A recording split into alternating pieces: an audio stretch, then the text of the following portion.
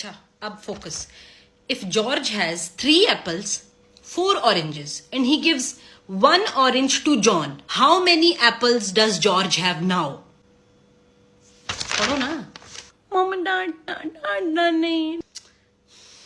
اچھا نہیں ڈانٹ نہیں. دیکھو 3 ایپلز ہیں 4 اورنجز ہیں, تو اس میں سے ایک اورنج جب اس نے جان کو دے دیا, جو کتنا ایک دیا نا.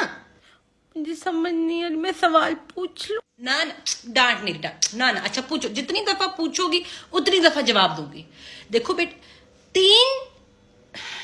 بیٹا 3 ایپلز ہیں نا, 3 ایپلز ہیں 4. اچھا رکو 1 منٹ. اب یہ دیکھو, یہ نا میرے پاس یہ 1 یہ 2 یہ 3 چیزیں ہیں میرے پاس, ٹھیک ہے. یہ ان کو ایپلز سمجھو, اور یہ 4 اورنجز, ٹھیک ہے. یہ 4 اورنجز ہیں, اس میں سے